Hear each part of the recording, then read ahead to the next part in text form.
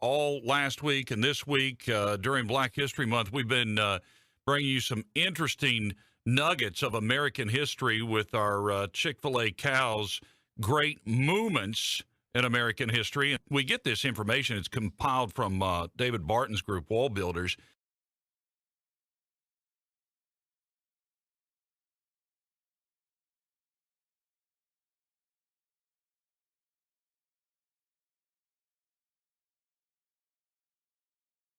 And so, it looked as though, the 3/5 Act, which a lot of people talk about today, and they really don't know what it was about.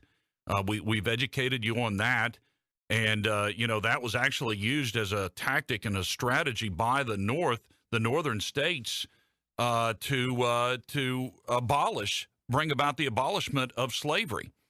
And there were several steps that were taken by the founding fathers and the northern states. But as this latest movement in history says, when Democrats got more control in Congress, they started to reverse things, and it took a bad course. And as we know, it took eventually the Civil War to bring about the end of slavery. You might know this trivia question, Mike, so I'm not going to give it while you're on because you'd be ineligible. You know too much American history. Well, why am I ineligible? I don't think being in state government, there's nothing in code about that, so bring it on.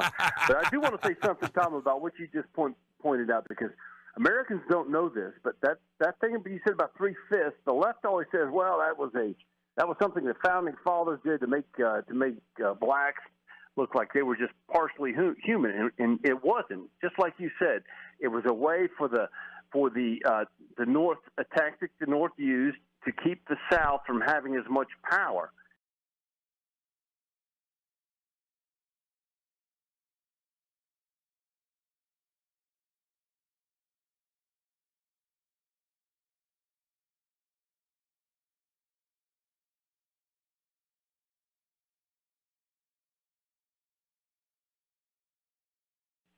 In terms of how they counted people, and it was a way to get power away from the South that was obviously pro-slavery. So that wasn't a pro-slavery thing. That was an anti-slavery thing. Mm-hmm. The Founding Fathers, almost in toto, were against slavery, wanted to abolish slavery. When Washington died, he had all his slaves in his will set free, and so that it was like that across the board. So our Founding Fathers weren't racist.